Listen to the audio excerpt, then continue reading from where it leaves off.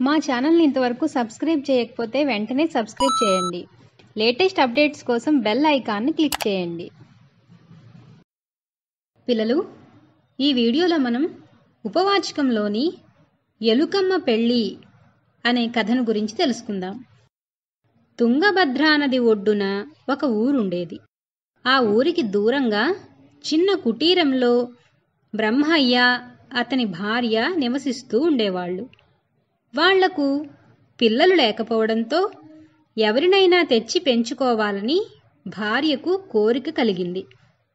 భార్య మాట కాదనలేక చుట్టుపక్కల గ్రామాలకు వెళ్ళి అడిగినా పెంచుకోవడానికి పాపనిచ్చేందుకు ఎవ్వరూ ఇష్టపడలేదు. ధనం లేకపోయినా బ్రహ్మయ్యకు కొన్ని అపూర్వ శక్తులున్నాయి.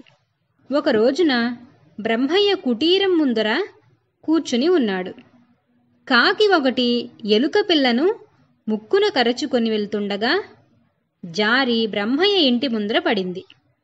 వెంటనే బ్రహ్మయ్య, అతని భార్య దాన్ని పైకి తీసి ఒళ్లంతా తుడిచి చక్కగా నిమిరారు. భార్య భర్తను చూసి, మనకు పిల్లలు లేరు కదా, మీ మంత్రశక్తిని ఉపయోగించి ఈ ఎలుకను పాపగా మార్చండి అన్నది. భార్య మాట కాదనలేక సరే, నీ ఇష్టం అన్నాడు బ్రహ్మయ్య. ఏదో మంత్రం జపించి కమండలంలోని నీటిని ఆ చుట్టెలుక మీద చల్లాడు. వెంటనే ఆ ఎలుక చిన్న పాపగా మారిపోయింది. బ్రహ్మయ్య భార్య ఆనందించింది. ఆ పాపను అల్లారుముద్దుగా పెంచుతూ దొరికిన ఆహారం పెడుతూ ఉండేది. వాళ్ళిద్దరూ ఆ పాపకు మూషికబాల అని పేరు పెట్టారు. కొంతకాలం గడిచింది. పాప పెరిగి పెద్దదయింది. ఎప్పుడూ ఒకచోట స్థిరంగా ఉండకుండా తిరగడం అలవాటైంది.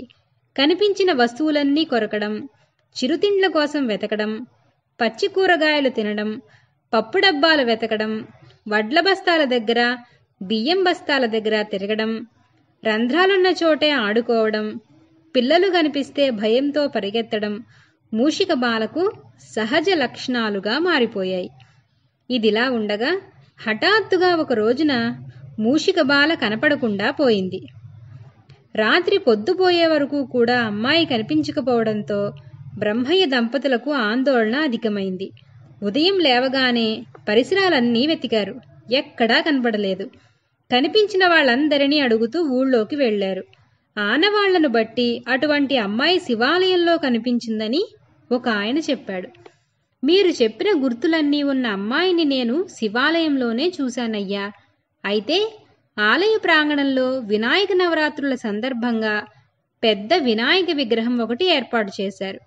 నిన్న ఉదయం నుంచి ఆ అమ్మాయి అక్కడే ఉన్నది అని అసలు సంగతి చెప్పాడా మనిషి. వెంటనే బ్రహ్మయ్య, అతని భార్య శివాలయానికి వెళ్లారు. అక్కడ మూషిక బాల పూజారి దగ్గరే కూర్చుని పూజలో అతనికి సాయం చేస్తున్నది. భక్తులకు ప్రసాదాలు ఇస్తున్నది. తదేకంగా వినాయకుణ్ణే చూస్తూ తన్మయమైపోతున్నది.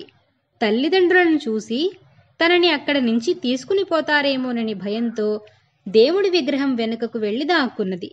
విషయం గ్రహించిన బ్రహ్మయ్య వినాయకుడి పట్ల మూషిక బాలకున్న భక్తి నెరిగి దగ్గరికి పిలిచాడు. భయంగానే తండ్రి వద్దకు వచ్చిన మూషిక బాల, నాన్నగారు, నన్ను ఇక్కడి నుంచి తీసుకెళ్లకండి, నవరాత్రులు అయిపోయేదాకా నేను ఇక్కడే ఉంటాను అని బతిమాలుతూ కన్నీళ్లు పెట్టుకుంది. తల్లి వద్దని మందలించిపోయింది. కాని తండ్రి కూతురు జన్మ విశేషాన్ని గ్రహించి, సరేనమ్మా, ఉత్సవాలు పూర్తయ్యేదాకా ఇక్కడే ఉండు, కానీ నిన్ను చూడకుండా మేముండలేం గదా, రోజూ ఉదయమే ఇంటికి వచ్చి స్నానం చేసి మళ్లీ పూజ సమయానికి ఇక్కడికి వచ్చేసేయ్, సరేనా అన్నాడు. ఇష్టం లేకపోయినా తండ్రి మాట కాదనలేక సరేనంది మూషిక బాల. అయితే నవరాత్రుల తర్వాత కూడా మూషిక బాలలో మార్పు రాలేదు. వినాయక నిమజ్జనం తర్వాత కూడా ఆ అమ్మాయి తెల్లవారుజాము నుంచి రాత్రి గుడి మూసేదాకా గుడిలోనే ఉండేది. శివాలయంలో వినాయకుడి విగ్రహం దగ్గరే సమయమంతా గడిపేది. శివుడి కంటే గొప్పగా వినాయకుడికే పూజాధికాలు చేసేది. అతనికి సమర్పించిన నైవేద్యమే తినేది. కూతురులోని ఈ విపరీత ధోరణి బ్రహ్మయ్యకు నచ్చలేదు. బడిలో వేస్తే మార్పు వస్తుందని ఆశించి స్థానిక ప్రాథమిక పాఠశాలలో చేర్పించాడు.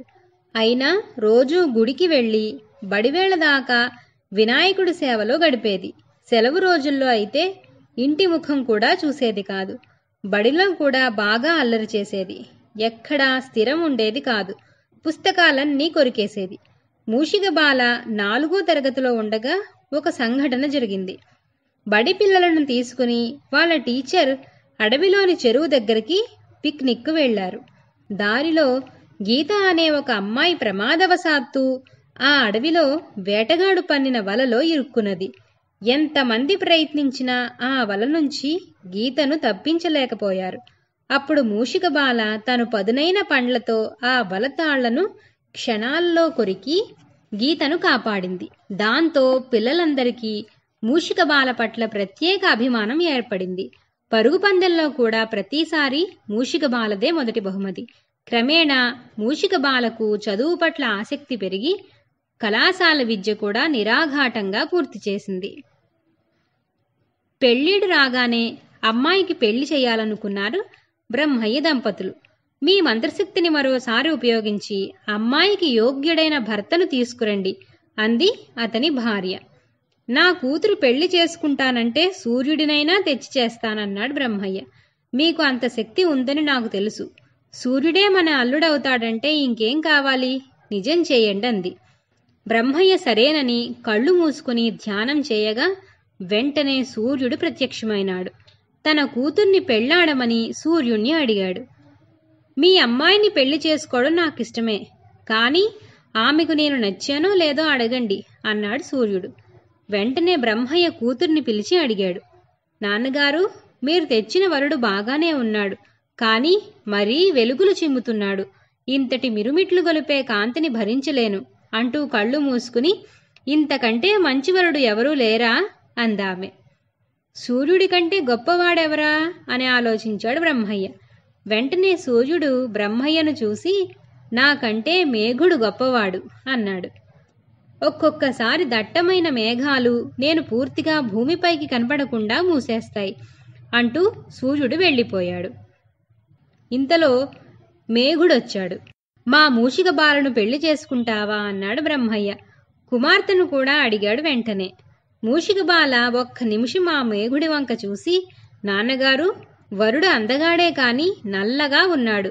ఇంతకంటే గొప్పవరుణ్ణి ఎవరినైనా చూడండి అంది. బ్రహ్మయ్య మేఘుడి వంక చూశాడు. వెంటనే మేఘుడు, వాయుదేవుడు నాకంటే గొప్పవాడు. తన వేగంతో ఆకాశంలో దట్టంగా అలుముకున్న నన్ను నెట్టేస్తూ ఉంటాడు అంటూ మేఘుడు వెళ్ళిపోయాడు. మేఘుడు వెళ్ళగానే వాయుదేవుణ్ణి రప్పించగా అతన్ని చూసిన మూషిక బాల అందగాడే కాని ఇతనికి బొత్తిగా నిలకడలేదు. ఈయన కంటే మంచివాడు గొప్పవాడు లేడా అని తండ్రిని ప్రశ్నించింది. బ్రహ్మయ్య అన్ని వైపులా చూశాడు. వెంటనే వాయుదేవుడు, మీరేం బాధపడకండి, నాకంటే అన్ని విధాలా బలవంతుడైన మేరు పర్వతుడు ఉన్నాడు. నేను నా బలంతో పెద్ద వృక్షాలను ఇండ్లను కూడా ధ్వంసం చేయగలను.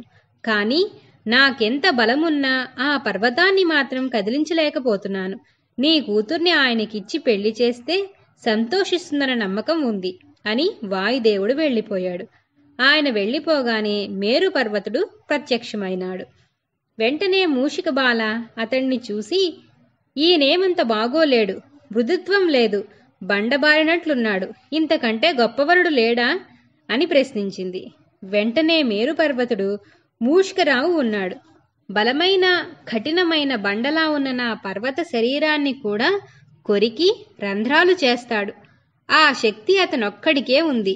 నీ కూతురికి అతనే సరియైన వరుడు అని చెప్పి వెళ్ళిపోయాడు. అతడు వెళ్ళాక మూషికరావు అక్కడికి వచ్చాడు. అతణ్ణి చూసి చూడగానే మూషికబాల సిగ్గుతో తల వంచుకుని వినయంగా నమస్కరించింది. ఈ వరుడు ఎంత బాగున్నాడో, ఇంత మంచి వాడిని దగ్గరలోనే ఉంచుకుని సూర్యుడని, వాయువని, మేఘుడని ఎవరెవర్నో ఎందుకు చూపించారు? ఏమైతేనేమి, ఆలస్యం చేయకుండా ఈ అందగాణ్ణి పెండ్లాడడానికి అనుమతించండి అన్నది. వెంటనే తల్లిదండ్రులు మూషికరావుకు మూషిక బాలకు పెళ్లి చేసి వాళ్లను తమ దగ్గరే ఉంచుకుందామనుకున్నారు. కాని మూషిక బాల పెళ్లి కాగానే వాళ్లను వదిలి భర్తతో వెళ్ళిపోయింది. బ్రహ్మయ్య అతని భార్య ఆశ్చర్యపోయి, అందరికంటే ధనవంతుడు, యోగ్యుడు, చక్కటి అందగాడు, చదువుకున్నవాడైన వరుణ్ణి తేవాలనుకున్నా విధిని ఎవరు తప్పించగలరు? దీని బుద్ధి పోనిచ్చుకోలేదు. ఎలుకగా పుట్టింది, ఎలుకనే పెళ్లాడింది, ఏమిటో ఈ మాయ అనుకుంటూ బాధను దిగమింగుకొని ఉండిపోయారు.